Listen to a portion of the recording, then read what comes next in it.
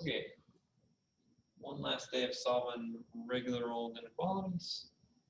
So I just sort of put everything together on this one. So we have compound inequalities from yesterday. We also have variables on both sides.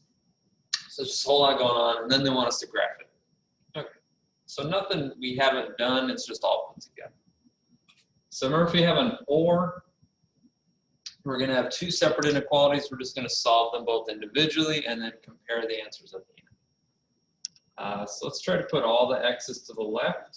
So let's do minus 3x to both sides. So that'll give us 1x minus 4 greater than negative 1. So to get x by itself, we would do plus 4 to both sides. So x is greater than 3.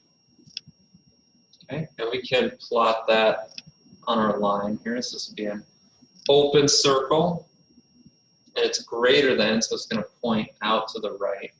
And we know since it's an OR, that our answers are going to go away from each other. They're going to diverge. So we know our other answer should be somewhere on this side, and it should be x is less than something. Let's find out. So negative 5x plus 6 greater than negative 2x plus 9. So let's do, like we said, bring all the x's to the left side.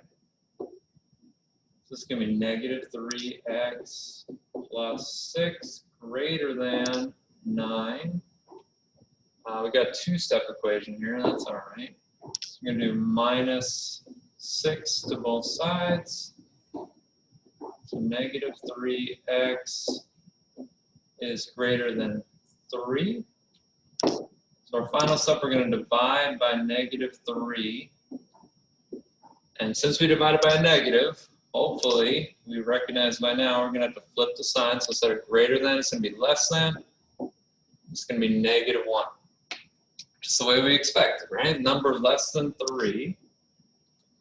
And it's going less than that, so it's pointing out to the left. Okay? So almost always when you have an OR situation, this is what your graph's going to look like. The arrows going in opposite directions. So our answer is any number except what is between those two key points. Okay. On the other side, our AND statement, or AND inequality. So yesterday we talked about how there were two ways you could do this. You could either split it apart or do everything all at once. But if we look at it now, since we have x's everywhere, it becomes a lot more confusing to try to do it all in one. So I would definitely not recommend it. So instead, we're just going to split this into two separate equations. Let's keep it basic color. So we're going to have 2x minus 10 is less than 2 minus 4x. Or, and I'm not going to have room for this, so hold on. Let's take all this work. Make it a little smaller, so then we can take this. Okay, hopefully that'll work. So we took everything on the left-hand side, those first two parts, and then we're going to have a second inequality using the second and third section. So 2 minus 4x, I don't know why I put or, sorry, and 2 minus 4x needs to be less than 8x minus 10. Okay? So then we solve the same way we did over here. We're just going to do both of them individually. And then our answer should look like 2 points coming together. So converging. So same way, we're still going to do, bring everything to the left-hand side. So plus 4x. This is going to be 2x minus 10 less than 2. So we would do, to get x by itself, plus 10 to both sides. Try to write small so I don't run out of room. 2x less than 12, or we divide that by 2, we get x is less than 6. So I'm going to fill in this point but I'm not going to make the line yet because I know it's gonna run into the other answer here. So I don't want to connect them just yet. But I do know I'm going to have an open circle. So this is just less than, not less than or equal to. So it'll be an open circle. And then we come over, we do the other side. So 2 minus 4x less than 8x minus 10. So again, I want everything going to the left, at least my x's, that is. So this is going to be 2 minus 12x is less than negative 10. So we're going to do, we want to get rid of this 2. So minus 2 to both sides.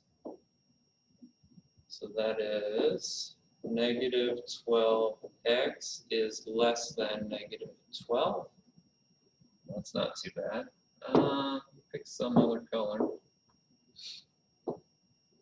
So if we divide this by negative 12, so all these will cancel. Since it's a negative, though, we've got to flip that around. So x is going to become greater than, and then this is just 1 left over. So x has to be less than 6, and x also has to be greater than 1. So it's somewhere in between those 2 key points. Okay? So just remember, if it's and, going together. If it's or, going apart. Other than that, it's just a whole lot of solvent inequalities. Okay? Fortunately, these are all multiple choice. And to give you a hint here, all these have 2 answers, right? So if you have a graph that just has 1 answer, that's probably, almost certainly, not going to be what we want. Okay, so give it a try.